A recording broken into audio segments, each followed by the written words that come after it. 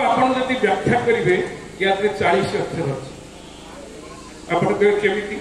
हिसाब कर एथिरे जोड़िए व्यंजन वर्ण अच्छी आ गोटे स्वर वर्ण दुईटा ही अच्छे व्यंजन वर्ण हूँ ग आ स्वर वर्ण हूँ उ तार स्थानीय मान को विचार कर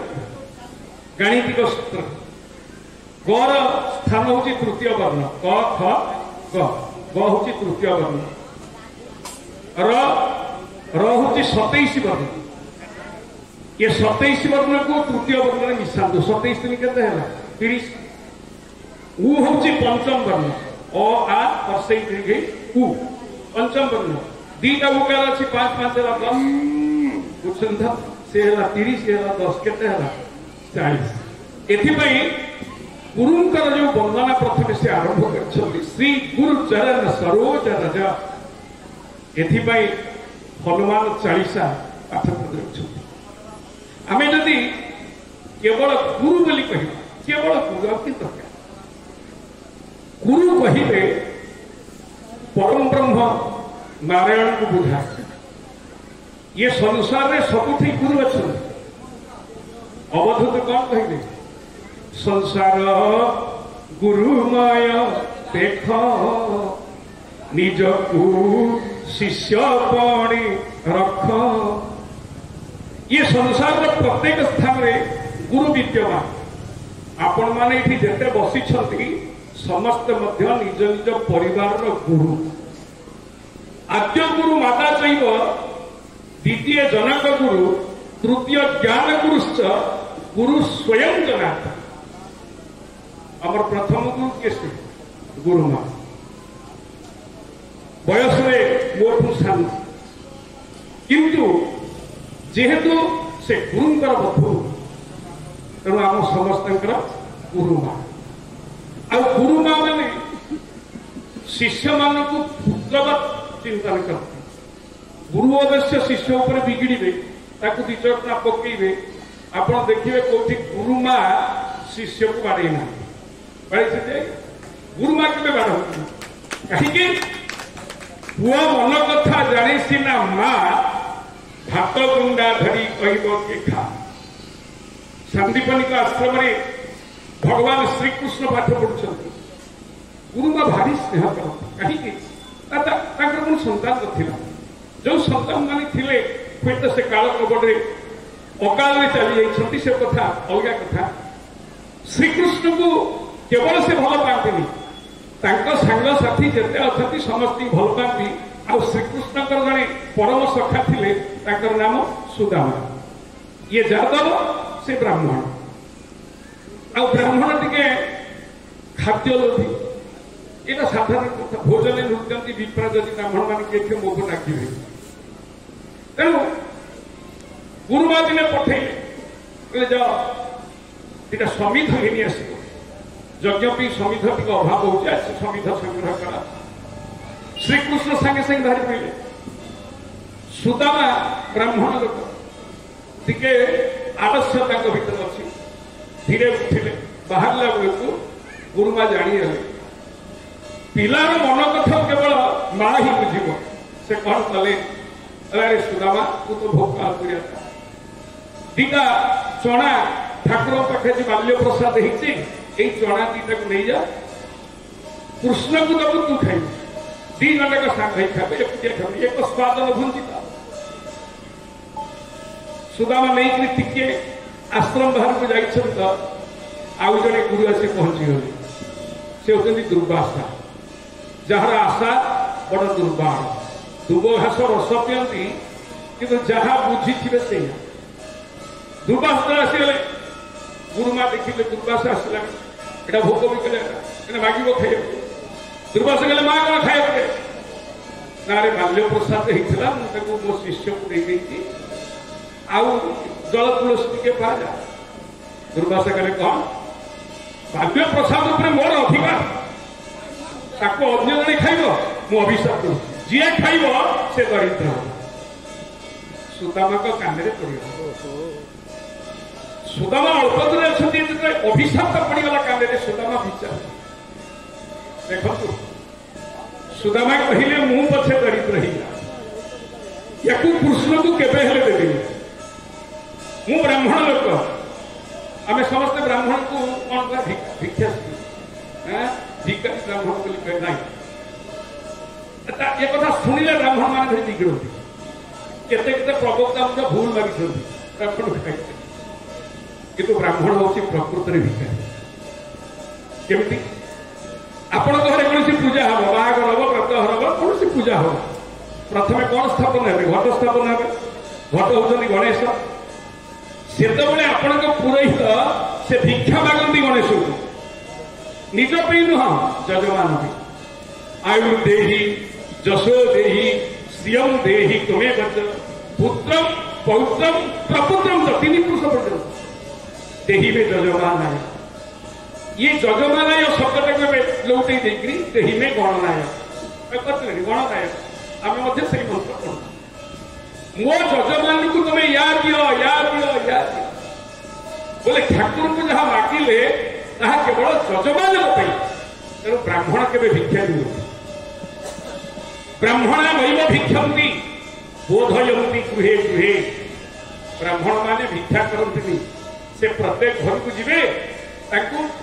आमर सनातन धर्मर निर्यास बुझाती पारिवारिक जीवन केमिति हवा उचित बापा केमिति हवा उचित माँ केमिति हवा उचित संतान माने केमिति हवा उचित ये शास्त्र कथा से शुणाती शुणैला से कौन करती ना गुरु कठू आम जी उपदेश पाइबा मागणा पाइबा आम समर्पण करवा आम दबा आम पाखे तो ज्ञान नहीं गुरु को देवा किंतु जत्किंचित धन अच्छी आम गुरु को अर्पण करवा शुक्राचार्य गोटे नीति अच्छी अर्थनीति शुक्राचार्य नीति पड़ी बाहर जो से कहते निज आयर एक पंचमांश तमें आध्यात्मिक मार्ग में खर्च कर निजे जी आय कर मनकर 5 टका आज मूल लगी 5 टका मिली गोटे टंका आध्यात्मिक मार्ग में खर्च कर अर्थ देवता अतिथि ब्राह्मण एमान मार्ग में खर्च कर निज घरे धूपकाठी घी दीप तो किणुव ना से पैसा से किना तेणु प्रत्येक गृहस्थ दबा उचित कहते सुदामा काल पड़गला सुदामा विचार एक अभिशप्त कंट्रोल होगा कौन कर गछ बड़े दौर गछटा हुए फल दब पृथ्वी पर जब फिंगी दौर ये वसुंधरा ये निरस ही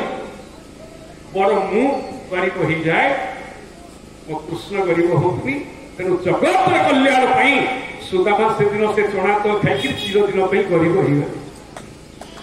भगवान श्रीकृष्ण अंतर्जामी मन कथा जान सत्य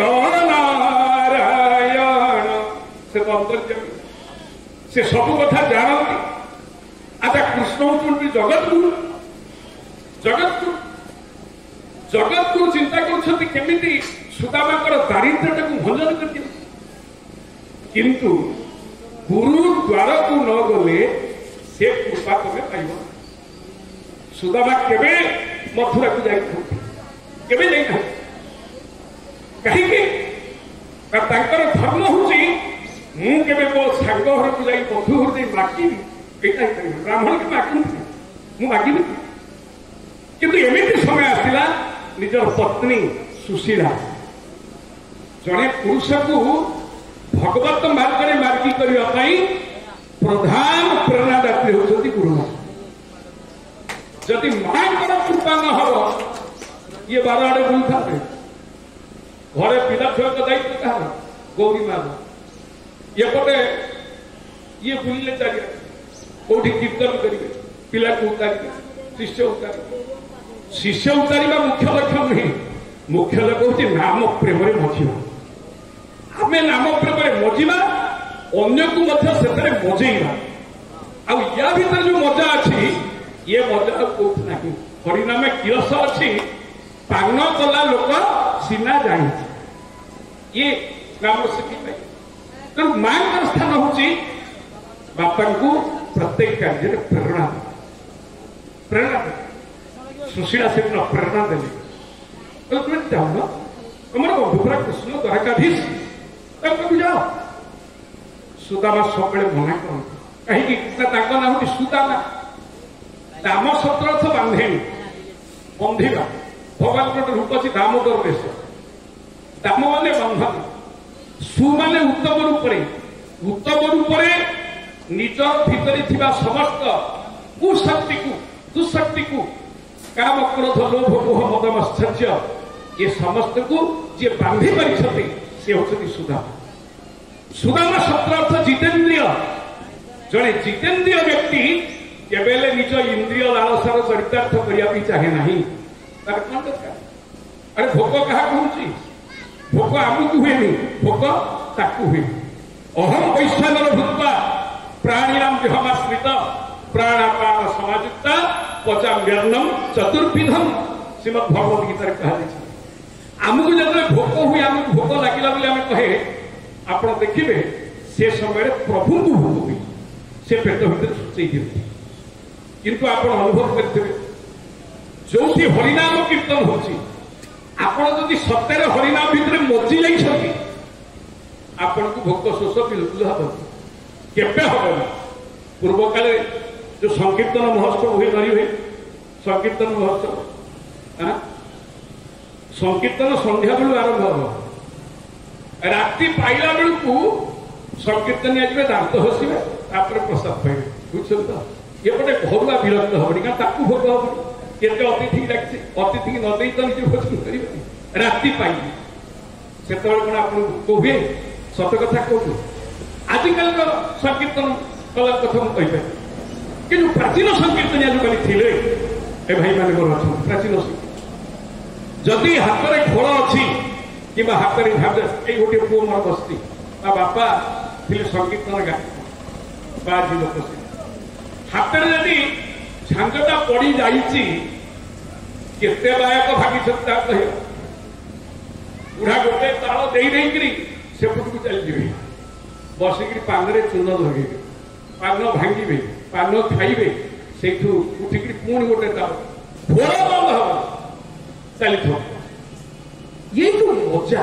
ଏଇ ଯୋଉ ଆନନ୍ଦ, ଏ ଆନନ୍ଦ ଆଉ କୋଉଥିରେ ଅଛି ଆଜ୍ଞା? ଇଏ ଆନନ୍ଦକୁ କେତେ ଟଙ୍କା ଦେଇ ଆପଣ କିଣିପାରିବେ? କେତେ ଟଙ୍କା ଦେଇ ଆନନ୍ଦ କିଣିବେ? ଇଏ ଆନନ୍ଦ କିଣି ହବନି। ତେଣୁ ସେଇ ଯୋଉ ଆନନ୍ଦ, ସେ ଆନନ୍ଦ ପ୍ରଦାୟକ କିଏ? ସେ ନା ଯିଏ ସଂକୀର୍ତ୍ତନ ଗୁରୁ। ଗୁରୁ ହିଁ ତାକୁ ଶିକ୍ଷା ଦିଅନ୍ତି।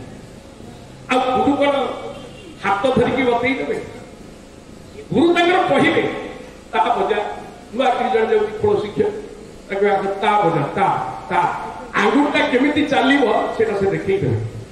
କାରଣ ଗୁରୁ ହାତ ଧରିକିରି ବାଟ ଦେଖେଇ ଦିଅନ୍ତି, କିନ୍ତୁ ଚାଲିବା ଦାୟିତ୍ୱ ଶିଷ୍ୟ। ଗୁରୁଦେବ ତ୍ରାହି କର ଜୟ ଅମନ ବିହାରୀ ହେ। ଗୁରୁ ମନ ଭିତରେ ନାହାନ୍ତି, ଗୁରୁ ଅମନ, ଅମନ ମନ୍ଦିରରେ ସେ ଅଛନ୍ତି। ମନ ବୁଦ୍ଧି ଚେତା ଜହୀନ ମନ୍ଦି କି ବୁଦ୍ଧି କରିବି ହେ ଗୁରୁଦେବ ଅମନ ବିହାରୀ ହେ। ଆମେ ଯେତେବେଳେ ଗୁରୁଙ୍କ ପାର୍ଶ୍ୱବର୍ତ୍ତୀ ହବା, ଆମେ ନିଜର ପରିଚୟକୁ ଭୁଲିଯିବା। ମୁଁ ଇଏ ନୁହେଁ, ମୁଁ ଶରୀର ନୁହେଁ, ମୁଁ ଇନ୍ଦ୍ରିୟ ନୁହେଁ, ମୋର କିଛି ନାଁ ନାହିଁ, ମୁଁ ହଉଛି ଗୁରୁଙ୍କର ଶିଷ୍ୟ। ବାବା ଆସିକି ଏଠି ଦଣ୍ଡବତ ପ୍ରଣାମ କଲେ। କାହିଁକି? ସେତେବେଳେ ସେ ଦଣ୍ଡବତ ପ୍ରଣାମ କରୁନାହାନ୍ତି ନରହରି ପାଠଶାଳୀ ବା ନରେନ୍ଦ୍ର ପାଠଶାଳୀ, ସେ ଦଣ୍ଡବତ କରୁଛନ୍ତି ଗୁରୁଙ୍କୁ। ଯୋଗମ୍ ପଶ୍ୟତି ସର୍ବତ୍ର ସର୍ବଂ ଚ ମୟି ପଶ୍ୟତି ତସ୍ୟ ନାହଂ ପ୍ରଣଶ୍ୟାମି ସଚ ମେ ନ ପ୍ରଣଶ୍ୟତି। ଭଗବତ ଗୀତା। ଯିଏ ମତେ ସବୁରି ଭିତରେ ଦେଖେ, ସୀତା ରାମମୟ ସମଜରେ ଜାନି କରୁ ପ୍ରଣାମ ଯୋଡ଼ି ଯୁଗ ପାଣି। ସମସ୍ତଙ୍କ ଭିତରେ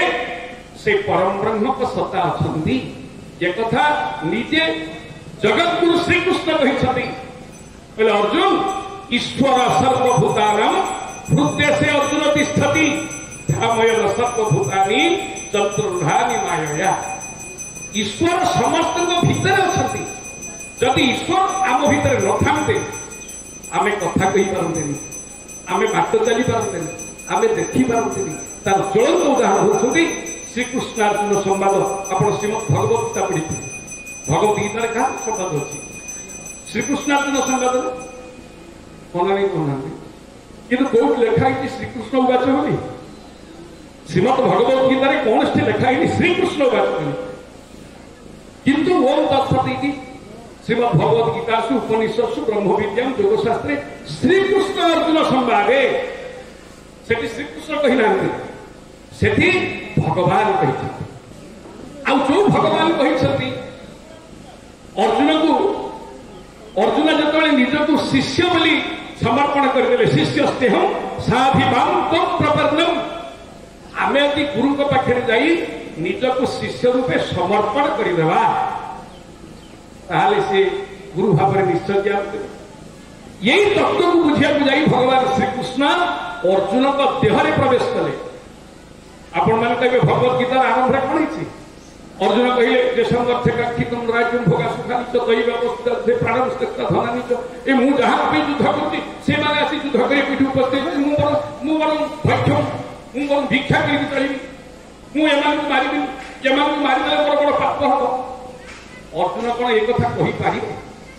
अर्जुन कथा कही ना किए से ना स्वयं श्रीकृष्ण श्रीकृष्ण अर्जुन का भीतर प्रवेश कहीं जितेबाला महाभारत युद्ध आरंभ सैन्य संग्रह चलला अर्जुन पचारे प्रभु आउ क्या डाक ना जाओ हनुमान को डाक बजरंगबली हनुमान को डाक हनुमान को डाक हनुमान को जो निमंत्रण कले स्वयं श्रीकृष्ण भगवान जी की त्रेता रामचंद्र द्वापर श्रीहरि व्यास कही कली जुगे गौरहरि तेणु ये द्वापर जुग चली बर्तमान से राम आज कृष्ण रूप अवतीर्ण तुम टे चल ना कुआडे कौन हो कि ना गोटे युद्ध हम ना से युद्ध बुद्ध कथा मोदी नुह त्रेता जुग थे राम थे मुझे युद्ध करी तुम कृष्ण कौन युद्ध कर मो से युद्ध बुद्ध कथा मत कहना आसतु अच्छा कृष्ण तो जगत गुरु डाक हनुमान जी बजरंगबली हनुमान जी पहुंचले जो पहुंचले श्रीकृष्ण प्रणाम कले श्रीकृष्ण कले बजरंगी तुम द्वारा गोटे काम हम ना प्रभु जो काम डाक से काम मोदी हेनी कारण से बाड़िया पिला करी पहाड़ फाड़ टेकुली फोपड़ा फोड़ी करी जहाँ गोटे राक्षस को मारती आउ से छटी करा कौन एटा कि नुह से हनुमान कहले प्रभु मुझे रही ना तुम कौट ना तुम ये पताका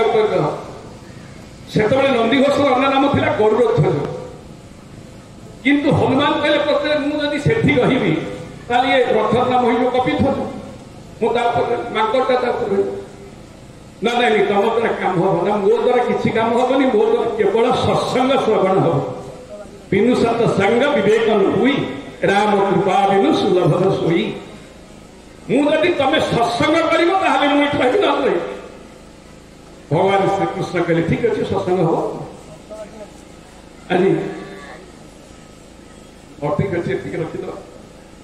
हनुमान रही पताका भगवान तो कथा मुझे सत्संग करी तेणु युद्धर प्रारंभ होते सब शंख फुक बाजीगला समस्त रेडी हो समस्त शत्रुता पूर्ण भाव में उपस्थित अच्छा से भगवान श्रीकृष्ण अर्जुन भितर प्रवेश करेंगे निज भितर नारायण ऋषि डाकिले जत्र जोगेश्वर कृष्ण से श्री जोगेश्वर ही गले निजे पशिगले अर्जुन को भितर अर्जुन को मुहर प्रश्न कले निजे भगवान नारायण एपटे उत्तर देले ये जो प्रश्न उत्तर कार्यक्रम जहाँ आम पाचे आज भगवत गीता एक कथा कहीं कह ना जदि गुरुंकर आम शरणागत हो गुरु आम भितर अच्छा प्रवेश करके से कौन करती हृदय दर्पण मार्जन भगवान या भीतर प्रवेश करी से कौन करती सब सफा करती जमी माँ मैंने कौन करती घरे जिते ओडिया भग सब सफा करती पिला सार्ट पैंट सफा करती तेणु भगवान से मातृरूप प्रवेश करी आम हृदय दर्पण भितर जो महिला गुड़ाक पड़ी से महिला गुड़ाक माजी दिए एपाई आम सदा सर्वदा गुरु को स्मरण करवा आम जेकोसी कार्य करवा केवल गुरु को से कार्य समर्पण कर कार्य करवा मु करूनी मो गुरु कर